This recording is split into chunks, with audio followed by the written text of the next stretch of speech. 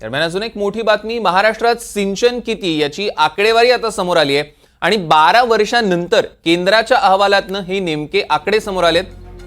2012 मध्ये पृथ्वीराज चव्हाण यांचं सरकार असताना राज्यात सिंचनाचं क्षेत्र होतं 17%, आता ते 19%वर पोहोचल्याचं केंद्रीय अहवाल सांगतो। या संदर्भातले अधिकचे अपडेट्स घेऊयात। राहुल कुलकर्णी आपले प्रतिनिधी आपल्या सोबत जोडले गेलेत। राहुल, मगाशी मी तुम्हाला थांबवलं होतं ते याच बातमीसाठी, शेवटच्या 3 राज्यांमध्ये महाराष्ट्र असल्याचं कळतंय, काय सांगाल?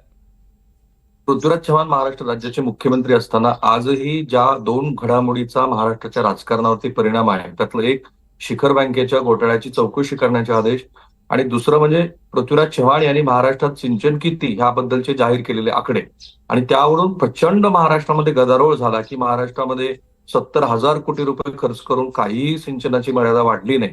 आणि मग नंतर बघतो की अजित पवार यांच्याबद्दलचं एक नेरेटिव्ह सेट झालं, कारण आता नेरेटिव्ह यासाठी कारण हायकोर्टाने पण त्यांना आता क्लीन चिट दिलेली आहे, त्यासोबत जे अधिकारी होते त्यांच्या संदर्भातले पण क्लीन चिट आलेले आहेत।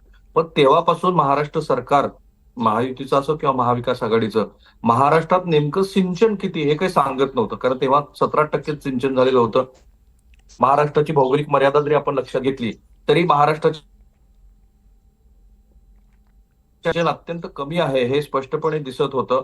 मग आता ह्या सिंचनात नेमकी किती भर पडली याबद्दलचे तपशील महाराष्ट्र सरकार देत नसल्यामुळे त्यामुळे आपल्याला हे कळत नव्हतं की नेमकं महाराष्ट्रामध्ये सिंचन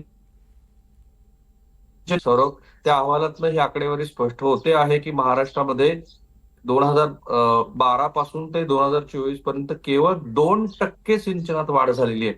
महाराष्ट्र हे देशातलं असं 3ऱ्या क्रमांकाचं राज्य आहे की ज्यात आसाम, मेघालय नंतर महाराष्ट्राचा नंबर लागतो की जिथे सिंचनाची अत्यंत मर्यादित अशी वाढ झालेली आहे, 17 वरून 19%। आता मध्ये गाडीवर पुरावे वगैरे हे सगळं महाराष्ट्राने बघितलंय, पण महाराष्ट्राची भौगोलिक मर्यादा लक्षात घेऊन सुद्धा मधल्या काळामध्ये महाराष्ट्रात जे देवेंद्र फडणवीस यांच्या काळामध्ये जलयुक्त शिवारचे प्रयोग झाले ते लक्षात घेऊन सुद्धा महाराष्ट्रात केवळ 2% सिंचनात वाढ होणं हे अत्यंत धक्कादायक आहे। विशेषतः करोडो रुपये आपण त्याच्यावरती खर्च केलेले आहेत, त्याचं पुन्हा सोशल, इकॉनॉमिकल वगैरे सगळं ऑडिट करावंच लागणार आहे। पण ही पहिल्यांदा आकडेवारी समोर आली की महाराष्ट्रात एवढ्या वर्षात केवळ 2% सिंचन वाढलंय।